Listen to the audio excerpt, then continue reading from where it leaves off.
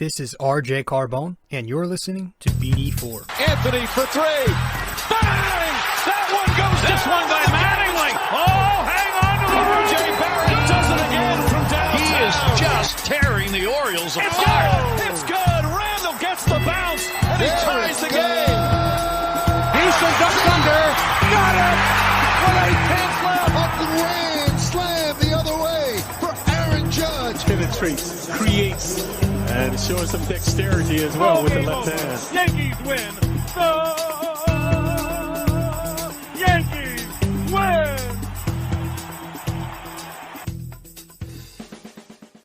All right. Well, at least they won. What's going on, everybody? I'm your host, RJ Carbone. This is episode 316 of the podcast. Welcome to BD4, where there's no better way to get your Yankees and Knicks analysis, and we also do MMA now too on the weekends. Knicks after every game, Yankees after every series.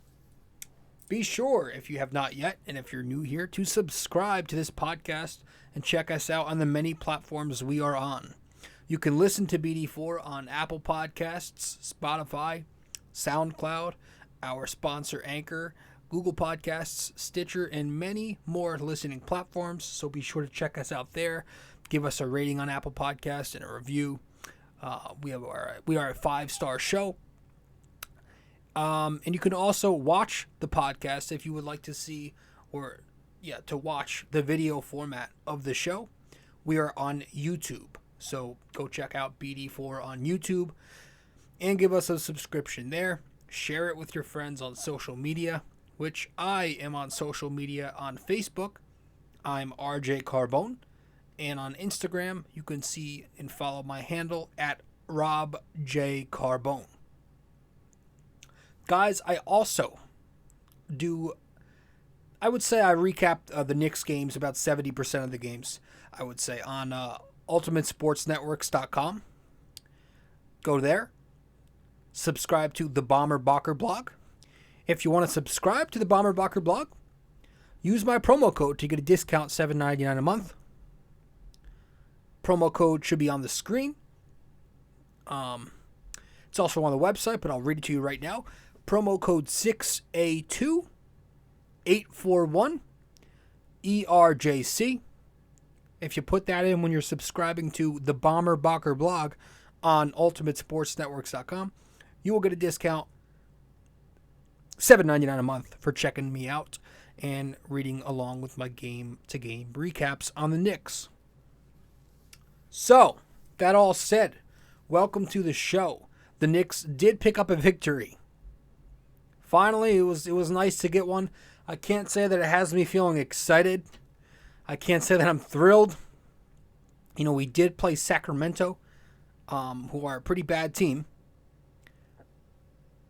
I think they're 18-29. They were also without some key players. In particular, they were without De'Aaron Fox tonight. They did have Halliburton, but they were without De'Aaron Fox. So I'm not going to take this win as some big indicator that we're going to turn things around, like I'm sure lots of fans of their teams do. I'm going to shoot it straight to you. You know, I don't mess around. I don't see this as anything. I just see this as the Knicks doing what they were supposed to do, defeating a bad team, and that's that. So, welcome along. Episode 316 of the podcast. I'm your host, RJ Carbone. Once again, subscribe if you haven't yet. Follow. All that stuff. Share it with your friends. We'll be right back. Hey guys. So, I've noticed that only a small portion of you who watch BD4 on YouTube are actually subscribed. So, if you do enjoy this podcast and maybe you want to be notified when new episodes release, I'd consider subscribing and also hitting that notification bell.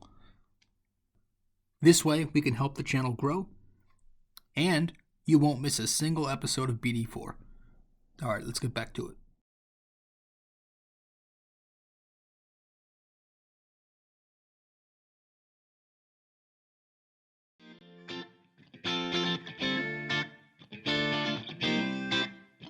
So if you guys want to follow me on social media, be sure to do so right now. I'm on Facebook at rjcarbone, and I'm also on Instagram at rjcarbone. Once again, if you want to find me on Facebook, that is rjcarbone. Instagram at robjcarbone.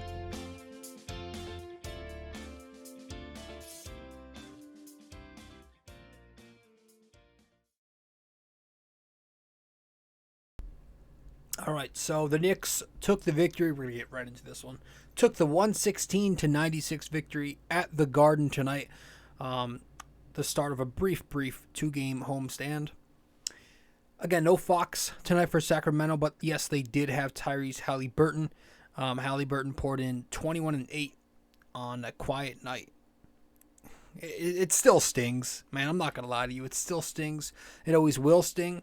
Now, I'm not one who was like big on him, wanted him so bad. I was satisfied we got Obi Toppin because I was at least thinking that Matt Julius was out the door. But it does hurt seeing that Haliburton is, clearly the better player, and he's just tearing up that class right now.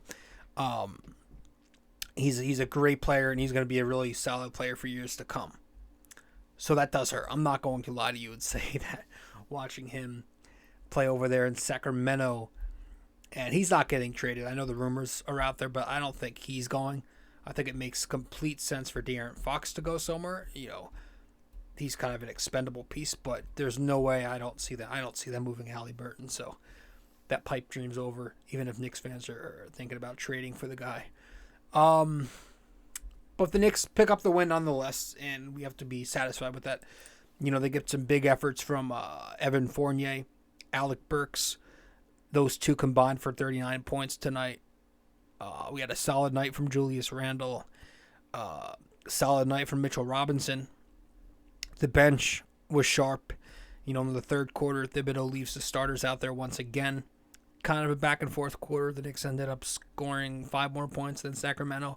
But in the fourth, the bench comes in and they close it out, extend the lead, and that's that. The defense was on point tonight for the Knicks. I thought the Knicks' rotations were pretty solid. They were switching well and weren't really getting beat on their closeouts, so that was a positive. And we hit our free throws for a change. The Knicks were on 29 attempts. They took 29 attempts at the line, 79%. So there we go. We finally shot above 50% at the line. But yeah, led by Burks with 21 points tonight. He had 21 points, shot 6 for 9, 4 for 6 from 3, and 5 for 6 at the free throw stripe. Also rebounded 5 and had 4 assists. I thought he did a nice job, solid two-way effort, but did a credible job playing with that second unit as the backup point.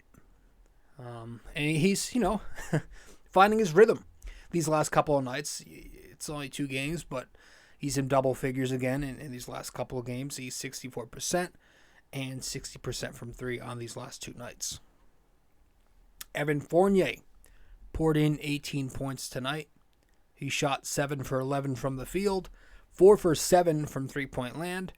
Obviously, he was big in the first quarter, where he scored 16 of those points, shot 6 for 7, and 4 for 5 from 3. So that means for the remainder of the game, he had just 2 points on 1 of 4 and 0 for 3 from 3. So he did cool off, but he helped the Knicks get off to a good start, which was very important. It's always important for them because they never do this. And, they got him involved early in catch and shoot. Knicks were setting him up coming off of curls at the top.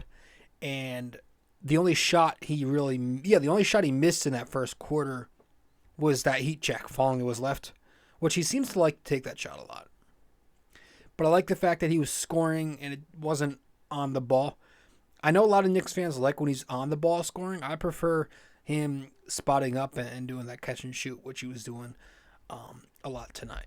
He can, he gets into the middle of the lane and throws up that floater here and there. That's fine, but I like Evan Fournier off the ball more than I do him getting the on-ball reps because it I feel like it helps, especially with Kemba and Randle still on the floor. It helps with RJ Barrett. And Fournier, he had some moments defensively, but he had 0 rebounds. He had 0 rebounds and he played 27 minutes, so that's kind of hard to do. But all in all, it was a good night. You'll take it from Fournier. Whatever. Julius Randle had 17 points tonight, 9 rebounds, 4 assists. Shot the ball 7 for 14, I think. He made his shots and he played hard. The body language was not an issue tonight. Not really much else to say here on Randle. He was fine. He did his job and quality effort. You know who was excellent? Going to the bench again, Quentin Grimes. This kid, man. So tonight, 14 points, 5 for 9 shooting, 2 for 5 from 3, 2 for 2 from the free throw line. But this kid's a foundational piece. I really like Quentin Grimes' game. I like that he plays a lot of defense. Of course, he plays great defense. We talk about this constantly with him. Tonight, doing a nice job, especially as the game progressed, defending Halliburton, hounding him. But he made some nice plays tonight off the dribble, too, which was a nice change, scoring and some nice passes off the dribble. And again, his activity off the ball is what I'm really impressed with. To be able to position himself and free himself open is always going to be an underrated aspect of his game. You look at most young shooters, they're just going to stand still and wait for the ball. Kind of like Kevin Knox, right? That's the only thing Knox did was stand still. He was a statue out there and waited for that catch and shoot 3. Grimes is constantly moving off the ball. It reminds me of Steph Curry. I'm not comparing the two, no way in hell. But if you watch Steph, he's always weaving in and out of screens and, making his defender work. And that's what Quentin Grimes does, and that doesn't show up on the stat sheet. So I advise anybody who watches this Knicks team to keep an eye on Quentin Grimes. Pay extra attention to him in the next game, because he's an excellent piece to help this team win. I think they should keep him around. Obviously, nobody is untouchable, right, come February 10th, but he's a guy who I really think can be a part of this core. I'm not calling him a superstar, but I am calling him at the very least, I think he'll be a very solid role player for this team. Moving on, Mitchell Robinson had a nice night. He scored 9 points, 13 rebounds, 2 blocks, and a steal. Again, putbacks, just continuing to score around the rim, and he continues to be really aggressive rebounding. That's what I love. He's going and getting rebounds now. He's not just waiting for it to come to him. He's attacking the boards. He's drawing more fouls. He even put it on the floor tonight and attacked off one dribble for a possession in this game. And it's the second time we've seen that this month. There was that other time. I think it was in some Sunday matinee. But he did it again. One dribble, attack the rim, and slam it down. So he's playing well. He continues to play very well. He's back in shape. He's boxing out. He's scoring. He's rebounding. He's doing everything very nicely. Those Miles Turner rumors are starting to fade away now. I don't know if I would. I still don't know that I'd pay Mitch. It all depends on how much he's going to ask. I don't know. I'm still not the biggest fan of. I think a lot of Knicks fans still overrate him a bit. He plays great defense, and he's a good, solid rim runner, but 8-8, I'm not, there's only so much positive things I could say about a guy who drops 8-8. I would like for him at the very least. Is it that difficult to ask for 10-10? Now he's been doing that. He's been averaging that for a little over a month or so now. But I want to see that across a full season. I was hoping year 4 we'd see that. But the inconsistencies from earlier in the year when he was not, in his best shape kind of put a halt to that. So we'll see. Hopefully he continues to play like this. There's no way he's going at the deadline. He's staying here. I just hope that he finishes out the rest of the season healthy and continues to play the way he's been playing, and then maybe I'll have a change in heart. But I like the way he's playing. The only thing I can say about Mitch that's been bothering me is obviously he's got to start hitting his free throws. Again tonight in the first half, very brutal especially. Can't be leaving that many points on the board. That's unacceptable. I know he's a center, but it's rough to watch him go to the line, and some trips he misses both. On average, he'll miss at least one. He actually had a trip tonight where he made 2 in the second half. But for the most part, you can't have that. You can't have 50%. It's tough, and it's not like it's not like if he could hit them, they'd foul him less. Because other than the Buddy Hield foul, he was playing a little hack-a-shack tonight on Mitch. For the most part, he generates a ton of that by his physical play, going after rebounds and putbacks. So if he could just hit a few more, if he gets 4 or 5 more points, that's the double-double right there I'm talking about, So it's the free throw shooting, and he still needs a bit more work on, he still needs a bit more work on his screening. Does need to do a little bit better of a job screening. There's still more slip screens than hard set screens. So I'm just looking at that. But overall, another solid night, 19, 13, 2-1 for Mitch. Obi Toppin. Kid's playing well again. 14 points, 6 for 8, 1 for 2 from 3. And he hit his free throw.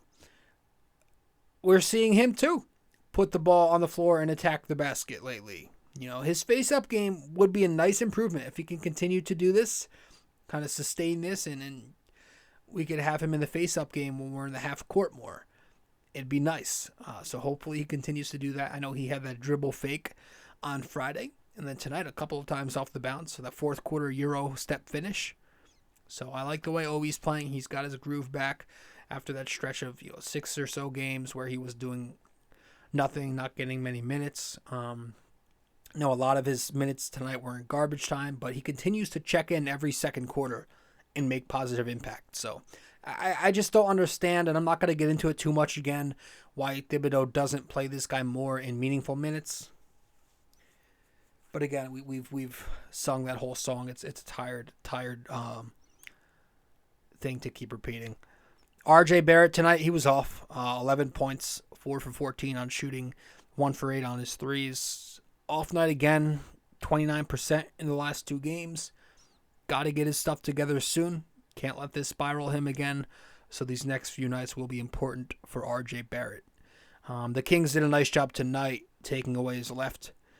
And I also didn't love how he was used. I thought he was used, especially in the first half, the Knicks strictly using him in spot up. The third quarter, he started being more aggressive and attacking more. That was a plus. His 3 makes in the third were all to the rim, and he got to the line once by attacking the rim as well. So, it'd be good to continue to get him on the ball reps. That's going to be difficult with Kemba still here. Kemba, by the way, tonight, 0 points in 17 minutes, 1 assist, just out there collecting cardio. It's the same thing with him. We got to try and find a trade partner in this whole relationship with Kemba. Between the injuries, you don't know when he's going to play. The defense, his offense isn't that good to mitigate that defense, and it's got to end. Noel, speaking of contracts I would like to get rid of, Noel, 2 points. He knocked down a little elbow jumper tonight. 5 rebounds, 5 assists, a couple of steals and a block. Didn't return to this game after 21 minutes. So this guy, I've never seen anything like it in my life. It's like Kemba, but to the extreme.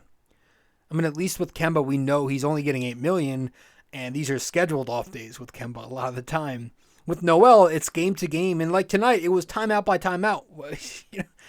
I would love to move this guy's contract. I would absolutely love to get him the hell out of here, but nobody's going to want that. I don't see the Knicks finding a partner for a veteran with a nagging knee issue.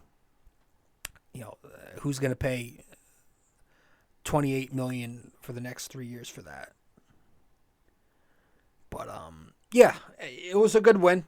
Some good positive contributions, and hopefully this is something that we can continue to get from this Knicks team, but I'm not so sure. Memphis is going to be a tough one on Wednesday. I want to get to this trade thing, because this whole Randle for Fox has been a big rumor the last several weeks, maybe months in Knicks land. So let's head to a break. When we get back from break, I want to wrap up the next half of the show with some trade talk. I just want to briefly go over this De'Aaron Fox thing and Randle and my opinion on it. So stay with us, and we'll be right there. Be right back.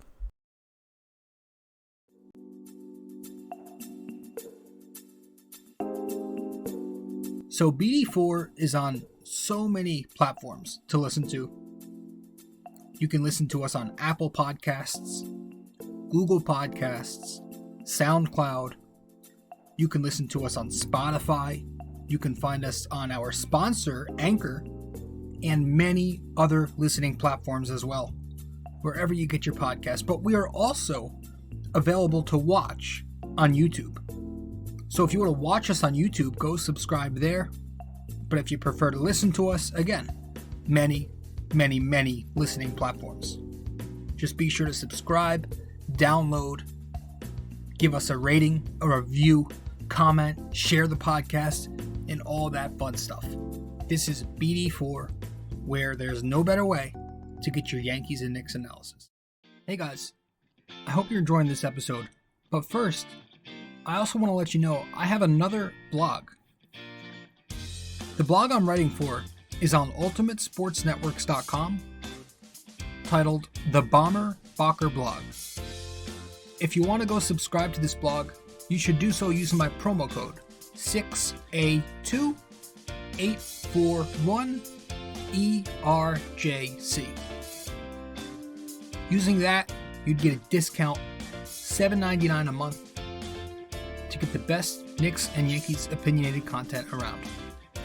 Once again, guys, the Bomber Bacher blog on ultimatesportsnetworks.com using promo code 6A2841ERJC, $7.99 a month.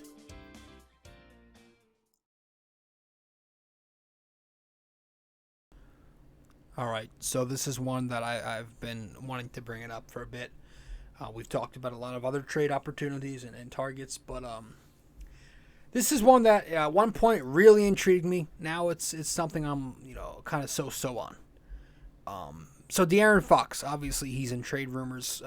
We've mentioned it briefly in the last couple of episodes. I want to get a little deeper into it, not too much, to finish off the show here in this one.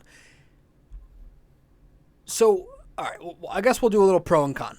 Right. I think the pro, if you're going to make a deal for De'Aaron Fox, first and foremost, he is a 24-year-old kid. So there is plenty room to grow and improve and develop this guy. Another building block added to the young core of RJ, IQ, Grimes, Mitch, Obi. Add in at Fox, right? You finally have yourselves a long-term solution at point guard. Kemba and Rose, short-term point guards. Burks and IQ, not really their natural position. So you've got yourself a young building block. Another pro here, he's got size. At 6'3", he's a pretty switchable player defensively. Right? So that's another positive there for him. He's got an average to above average mid-range jumper. He's 45% on the mid-range jumper this year, 39% in his career. The league benchmark is usually around 40%, give or take a percentage. He's good at attacking the basket and finishing. That's his thing. 64% this year, also 64% over his career. League benchmark, I usually like to think about 60%. So 64 for a guard is pretty good. Speed, that's his thing. Speed, right? Everybody knows De'Aaron Fox. They think of his quickness. And when was the last time the Knicks had a point guard that wasn't slow-footed and inept at driving? You think back, you got Kemba this year, who's not the same speed-wise. You had Peyton last year, Felton. You had Barry Larkin's kid start 1 year a point guard for us. You had a 39-year-old Jason Kidd. You had Pablo Prigioni. You had Chauncey Billups for a couple of games at his end. Maybe the last time was like Marbury, right, in the early to mid-2000s. So it's been a while since we had an athletic starting point guard to rely on, young building block point guard like Fox.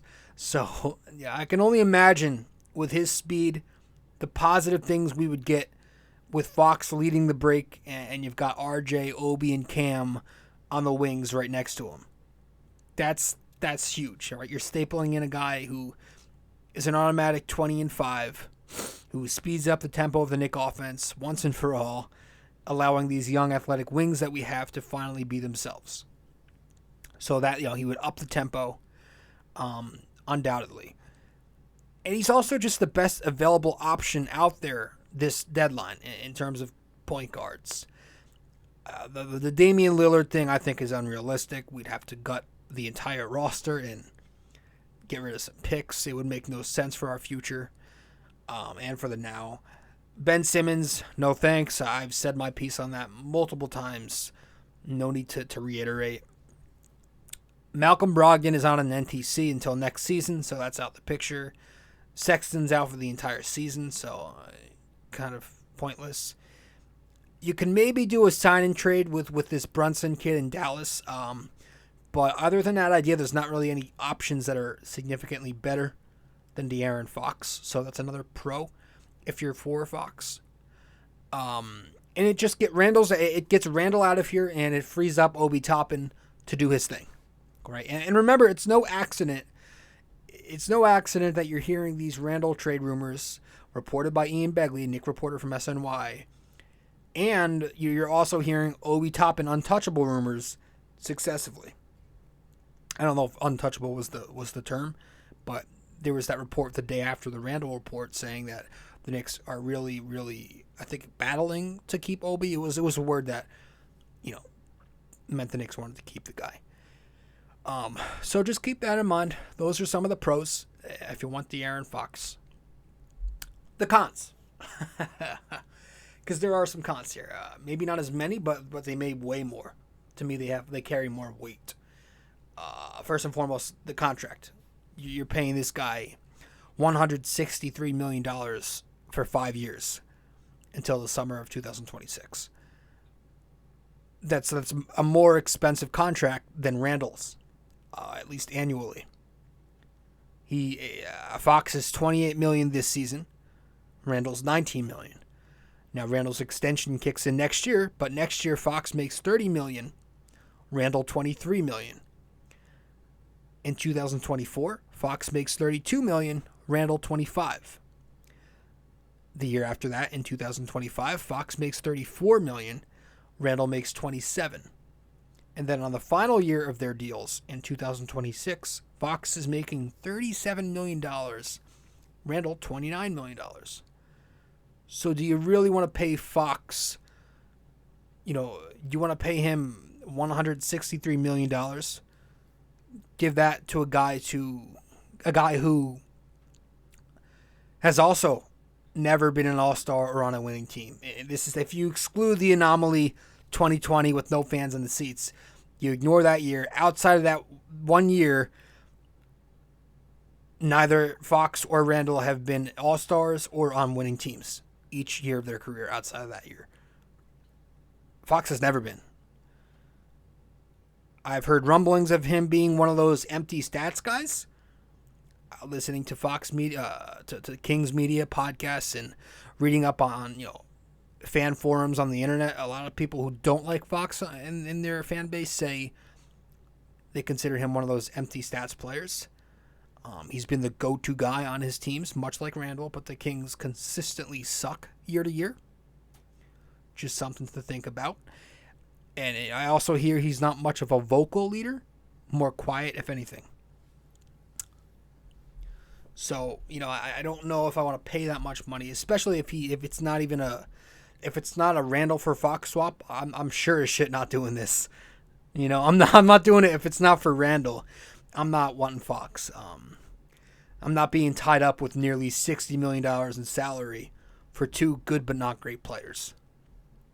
No, thank you. Another con. He's a poor three-point shooter, which really takes the cake for me, to be honest with you. He was 31% as a rookie, 37% as a sophomore, but then the next 4 years or 3 years, he goes back to being a bad shooter, 29%, 32%, 25% this year. So he's a career 31% shooter from three.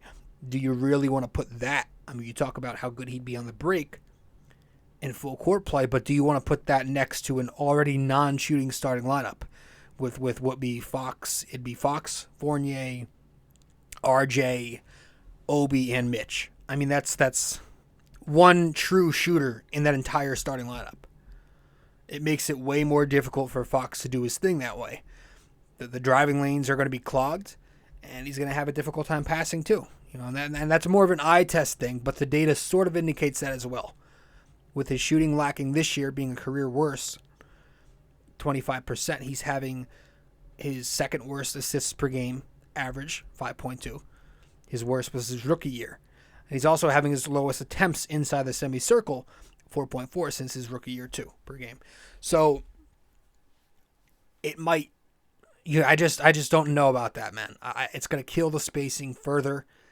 And just not having a point guard who can shoot, that's my big reason for not wanting Ben Simmons. I know Fox can at least take a jumper, but this is the guy who got the bag because of his speed, right? So it just seems a little risky to me to invest this much money into a guy who's one injury away from being a shell of himself. John Wall going through that shit right now. Never going to be the same. Bad contract. Could argue Westbrook. Look at Derrick Rose. Now, Derrick Rose has fortunately reinvented himself, but he's not the star. Now I know Fox isn't reckless.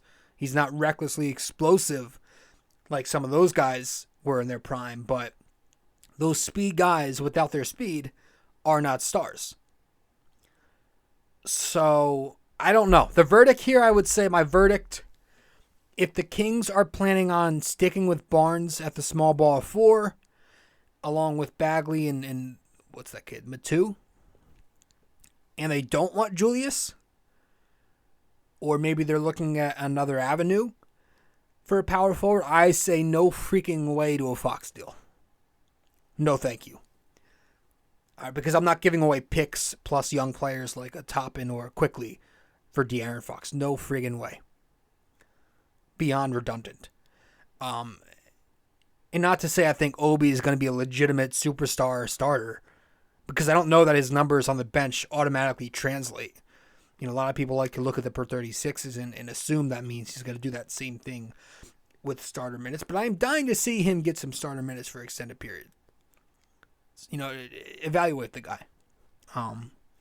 But you never know. Maybe the Knicks can fleece him. The Kings front office is notoriously bad. They are notoriously awful. So maybe maybe we can get something. But all in all, it's most likely going to have to be a Randle for Fox swap. So if it comes to Randle for Fox, I at least think about it. I don't guarantee that I'd do it, but maybe if, I don't know. It's hard to even see the Kings wanting Julius, because the noise is loud with him right now. Ever since the whole thumbs down thing, saying F you to his own fan base, and that's got everyone's attention. And ever since the attention has all been on him, he's been a colossal mess. We go over it a lot. Not shooting, he's not playing defense, he's taking bad shots when he does shoot. The body language, he's ignoring his teammates, falling on the floor. He's not helping them up. He's sitting at the end of the bench away from everybody else. He's avoiding team huddles. He's avoiding the media and making the Knicks eat the fine. I mean, all that shit. So I think they might, if anything, looking for power forward help, they might just go and Monty McClare might just pick up the phone and call whoever the GM is in Indiana, for Sabonis. I just don't. It seems like that's a safer bet. I just don't know that they're even going to want Randle. I think if the Knicks are going to sell low on Randle, you do it in the offseason. Things quiet down. The media is not on his ass as much. I think that's when you do it. But all in all, I say it depends. But if I'm seriously going to put a number on it, I would say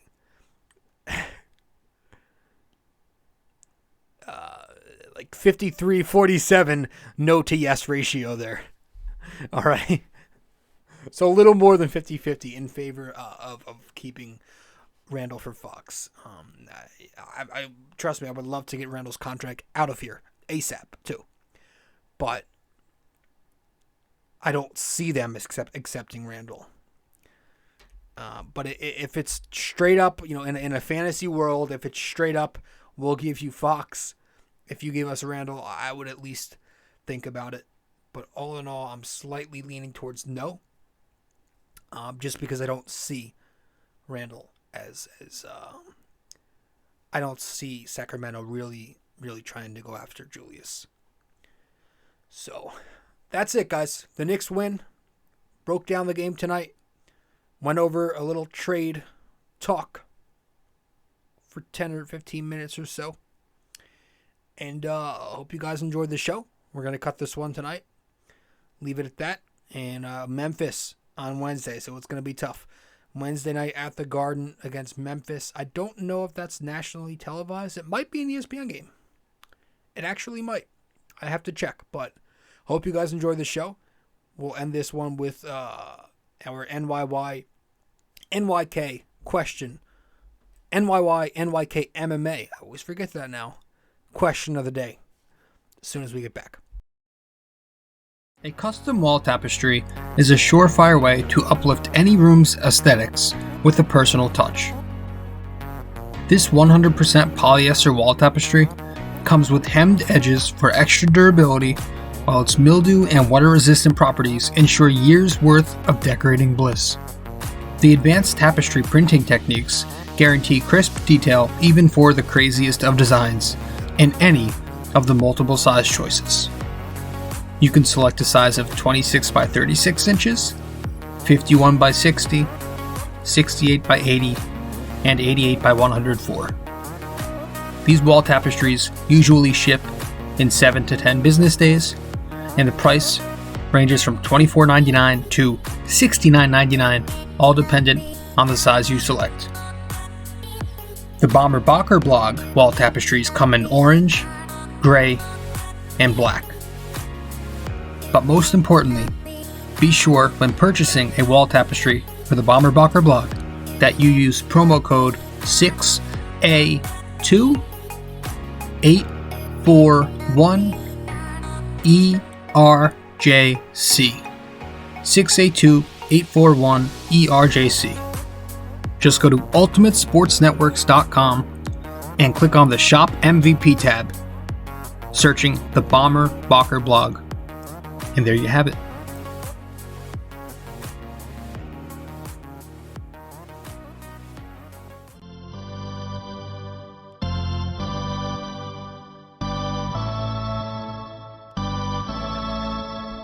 All right, so for this episode 316, our NYY-NYK-MMA Question of the day, obviously Knicks base, being this is a Knicks episode tonight. David Lee led the 2009-2010 Knicks in scoring. Who was second on that team? David Lee led the 2009-2010 Knicks in scoring. Who was second on that team? Now we're talking points per game, to be exact. So let me know the answer on Facebook or on Instagram. You can DM me the answer, or you can comment the answer once I publish one of the promos to this episode. You know, I always post those little promo clips, those shorts. So let me know the answer. If you get it correct, I'll give you a shout out in the next episode. But as for now, guys, thank you so much for tuning in. Again, I am your host, RJ Carbone. This has been episode 316 of BD4, where there's no better way to get your Yankees and Knicks analysis, and we do MMA now too. Hope you guys enjoy the rest of your day. As you are listening, it should be Tuesday, the February 1st. It should be Tuesday, February 1st, as you're listening. So, hope you enjoy it, and I'll see you in the next one. All right, guys. Ciao.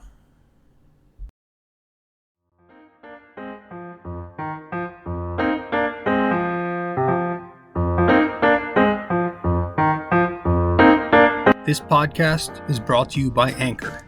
It's the best way to make a podcast. Download the Anchor app or go to anchor.fm.